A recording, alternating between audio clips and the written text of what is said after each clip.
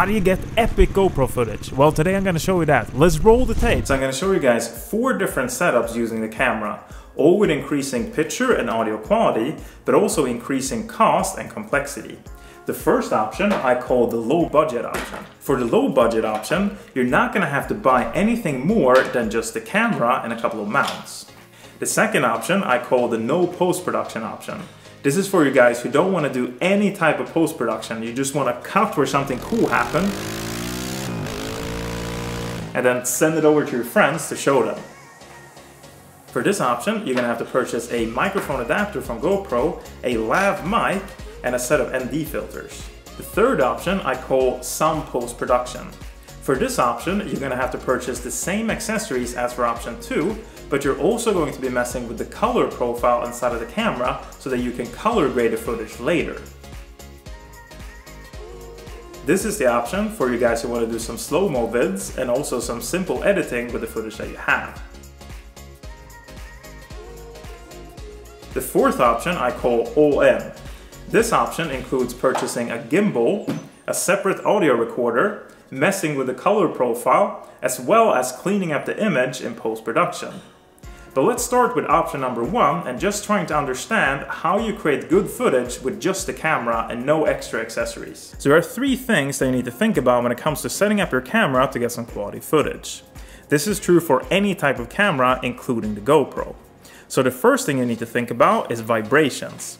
And the simple reason for this is that a vibrating camera creates footage that nobody is going to want to watch. So you want to think about where you mount the camera and if that place is going to be vibrating a lot. The second thing is that you need to be thinking about the contrast in the area where you're shooting. As you can see, I have a really fancy schmancy light that's lighting me up right here, giving the camera a very good environment to shoot in. If I shut this light off, you can see that it doesn't look even close to being as professional as when I had the light on. Thirdly, you need to think about the audio quality. Now you see, bad audio, just as with vibrations, creates footage that nobody wants to watch. Let's try. So today I'm going to be talking about the awesome GoPro. Yeah, it sucks. So let's start out looking at the different positions where you could mount the camera.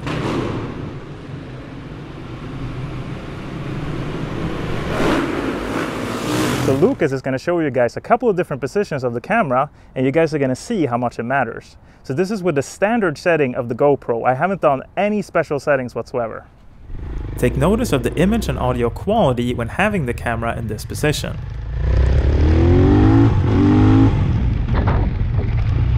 We can see that the camera tends to vibrate quite a lot, not so much that the quality of the footage is completely useless, but it's enough to become annoying after some time. Now let's change the position of the camera to a chest mount and see how that affects the quality of the footage that we're getting.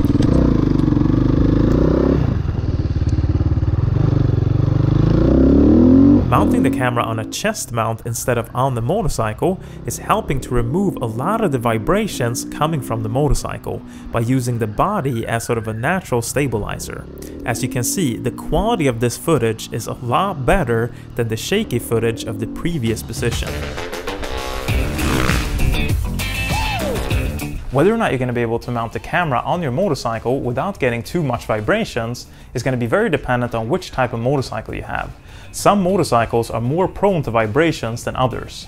For instance, my SV650 vibrates a lot less than my Husky 510 SMR. Except for the engine vibrations, you should also be thinking about whether or not the fairing where you're trying to mount the camera is floppy or stiff. So you can do a simple flop test to see if the camera is going to be stable when you're trying to mount it there. As you can see, the front fairing of my Husky is very floppy. So mounting the camera right here is going to create some seriously shaky footage. Whereas mounting the camera on the front fairing of my Tuno V4 might actually work, because this fairing is pretty stiff in comparison with the Husky fairing.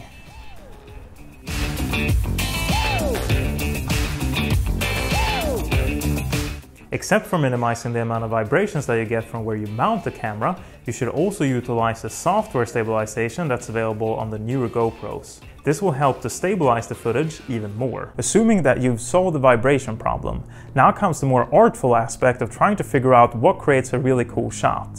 Something that I've found works really well to increase the perceived quality of your shot is to include parts of yourself and the motorcycle in the frame. I believe by doing so, you're increasing the immersiveness of the shot. Part of this as well is that the GoPro has a lot higher resolution at closer range.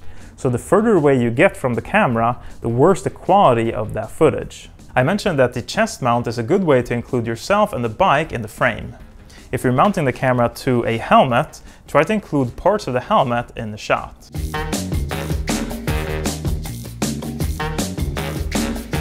Another way to get yourself into the shot is to use one of these special mounts that you use as sort of a backpack.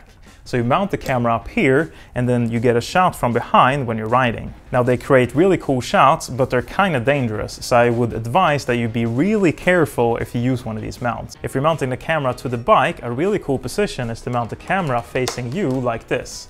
This is especially cool if you're talking to the camera.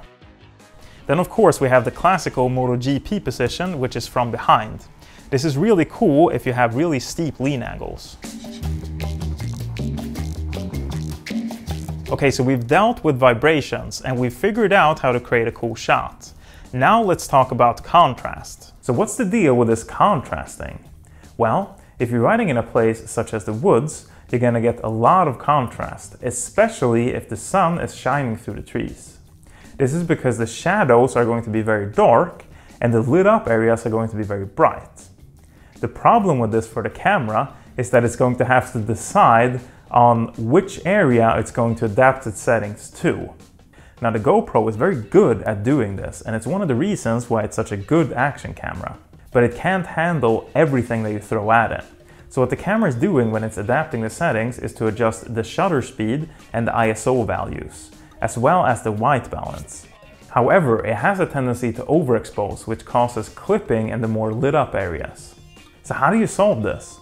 Well, the hard way is to mess with the shutter speed and the ISO settings inside of the camera, as well as using ND filters. But I know that most of you guys don't want to do that. So the best way to solve it for you guys, do all your wheelies and all your cool stuff in an area where there's not too much trees and there's not too much contrast. Now for you guys who want to mess with the settings, let's have a look at what kind of an effect they have on your shot. So this is what it's going to look like when you're in an extremely contrasty environment and the camera is set to auto. You can see that my face is way overexposed and there's a lot of clipping right here. Whereas the background is underexposed because the camera can't really decide to which area it's supposed to be adapting to. So now let's start messing with the shutter speed and the ISO settings. In order to do that, you have to activate Pro Tune. You sure you can handle? We be faster than Django. So this is with a shutter speed of 120. We can see that when the camera was on automatic, it selected a lower shutter speed than that, because now my face is no longer overexposed, but the background is slightly darker. So what is shutter speed? Shutter speed defines the amount of time that each frame gets exposed. A faster shutter speed or a higher shutter speed means that you get less light into each frame.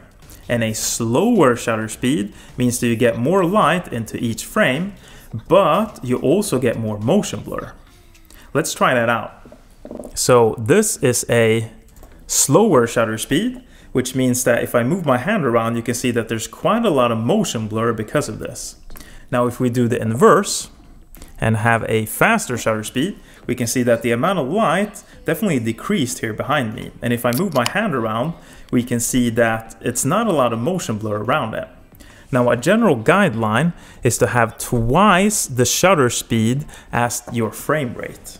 That's what's generally used in the motion picture industry, and it creates a very realistically looking motion blur in your image. Can't stop, won't stop. I can't stop, won't stop. I can't stop, won't stop.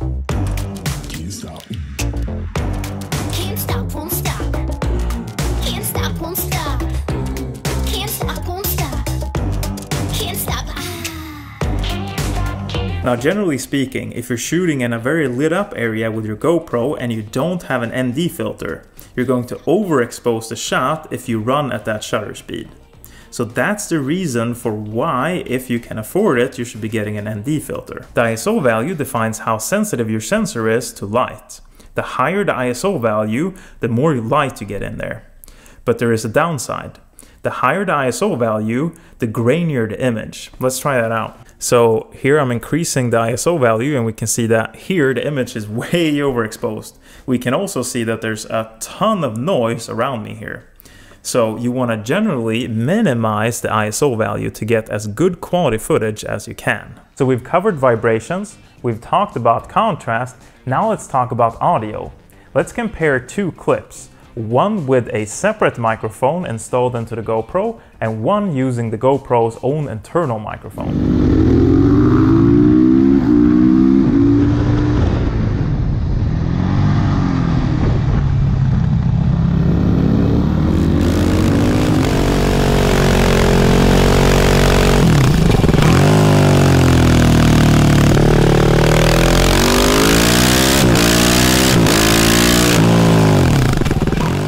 The problem with the audio when you're mounting your GoPro to your motorcycle is twofold. One, you're getting a lot of wind noise because it's mounted in a high wind environment. And secondly, the vibrations, if you mount the camera to the motorcycle, is also going to help saturate the sound completely. So if you don't want to buy a separate microphone, the hack solution to this is to buy one of these wind cutters, cut some of this material off, and then glue it or tape it around the microphone of your GoPro. Now, this is going to help a little bit, but it's not going to make the sound perfect. And the reason for that is that your camera is probably going to be far away from your exhaust system, which means that you're still not going to get that awesome sound that you get when you're mounting a separate microphone close to the exhaust system. Alright, so let's talk about the settings for option number 1, where you don't want to buy anything extra. How do you set up the camera to get as good footage as you can? I think you should be running as high resolution as you can with the GoPro that you have, while still being able to maintain 60 frames per second and a super view field of view. This is going to create smooth looking, very immersive footage. Now for the Pro Tune settings, I think you should be running auto shutter speed since you don't have an ND filter, minus 0.5 in EV comp, as low ISO value as possible, and then auto white balance because the camera is pretty good at adjusting the white balance, and then low sharpness. This is because the GoPro uses software to sharpen the image after it's captured it. And this makes for a very jarring image if it's a moving environment. Now the color profile should be GoPro so that you don't have to do any special treatment to the image afterwards. I think you should leave the audio settings as they are.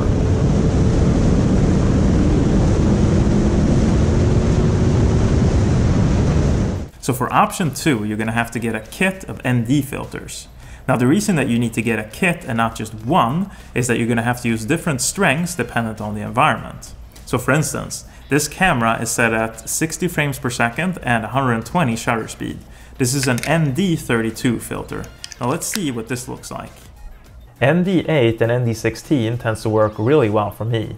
ND8 is good on overcast days, and ND16 is better on really sunny days. And then you should get one of these audio accessories. These exist for the older GoPros as well as the newer ones. So you plug this in right here, and then you can plug in an external microphone into this.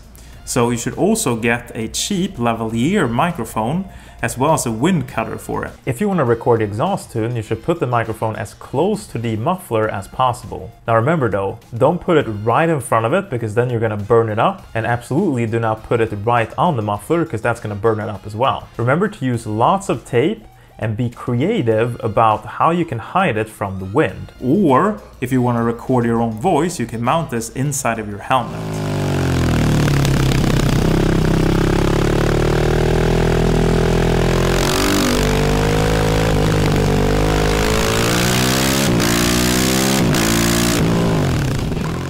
So the settings for option 3 are identical to option 2, except that you're going to set the color profile to flat. This is because you're going to apply a LUT to the image so that you can get whatever color that you like. Alright, so let's have a look at adding some LUTs to your flat image. So a lookup table simply maps one color space to another. This basically means that you can get different types of colors for your GoPro footage. The cool thing about this is that you can get different types of feel in your footage dependent on what you're using it for. Alright, so here's some footage from a track day with the Supermoto. As you guys can see, this footage doesn't have much color to it, and it's because it's got the flat color profile. So let's see what happens if I apply a LUT to this footage. So I got a package with a bunch of different preset LUTs. Now let's just try a couple of ones here. Let's try this one, for instance, see if that looks cool. So did you guys see? This completely changes the entire feel of the image. It's got a completely different type of blue, it's got a completely different type of yellow down here than if we remove this LUT. Now let's try a different one just to see what happens here. So did you guys see? It immediately looks completely different. There's a bunch of different LUT packages out there. I use the one called GoPro LUTs Color Grading Pack by LUTs.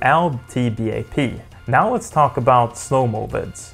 What are some things that we need to think about when we're shooting slow-mo? So the main thing you need to think about when it comes to shooting slow-mo vids is that you need to adapt the shutter speed to the frame rate which you're shooting at and the frame rate which you're going to be replaying at.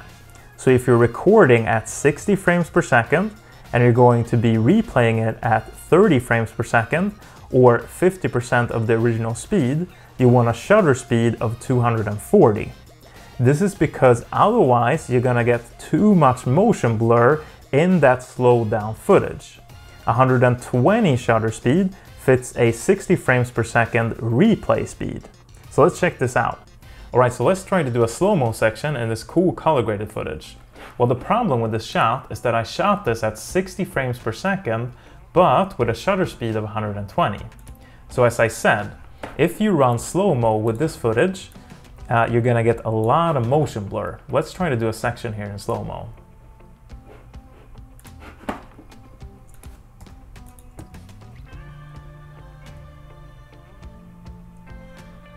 So do you see? You're getting quite a lot of motion blur in this section. It's not so bad that you can't use it, but if I would have run at twice the shutter speed, this would have looked a lot better. Let's look at the footage which you saw in the beginning of the video, where I go sideways into the camera. It looks like this. And now you're like, what? You didn't actually catch the camera? All right, so it's like that. All right, so let's try to add some slow-mo to this one. So the thing with this one is that I shot it at 60 frames per second, but with a shutter speed of 240. So this looks good at 30 frames per second, which is this. Let's look at that again.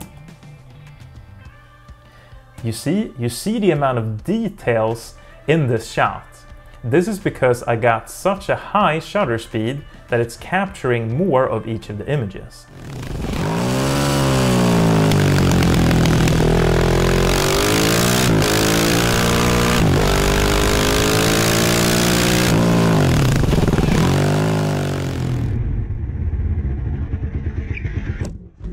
Option 4, gimbals. Woo! So the thing with gimbals is that it's one of those things that seems like it's an epic idea and that this is gonna immediately create the coolest footage that you've ever seen on your motorcycle.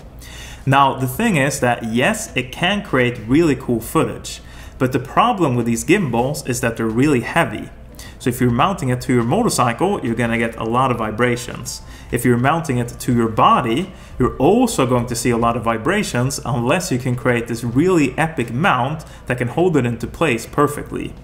Now I've had varying grades of success using these gimbals, and when they work, it's really cool. I have one 3-axis gimbal called the Evo SS. Now this actually mounts to a GoPro mount, so I usually mount this to my chest mount. It works pretty well, but it doesn't work all of the time because it can get really upset by wind. So it tends to like slide to the side like this and then sort of not find its way. So you have to correct it. Now this is fine if you're on like a bicycle, but when you're on a motorcycle, it's not as easy to like look down and try to fix this little gimbal that's down here, and so like put it in the right direction. I've had greater success with this one-axis gimbal called the Wenpov X1. I've mounted this successfully both to my motorcycle and to this chest mount. Alright, so what about the separate audio recorder? Why would you want one of those? Well, the thing with these is that you can adjust the volume which you're recording the sound at. So if I, for instance, adjust the volume for the microphone where you're listening right now, you see if I oversaturate the sound, it's gonna sound really bad.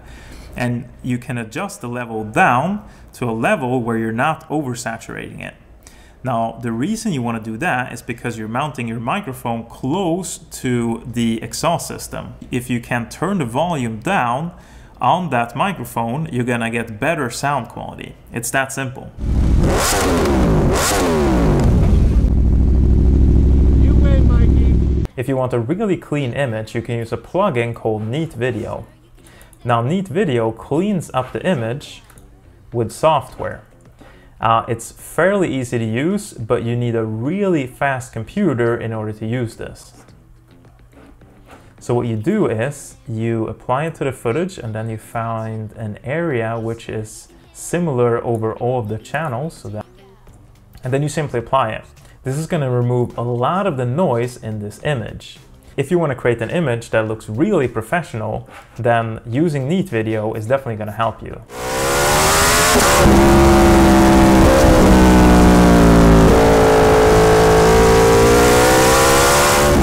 Alright, so that's it for today, and now, screw you guys, because I'm going out riding.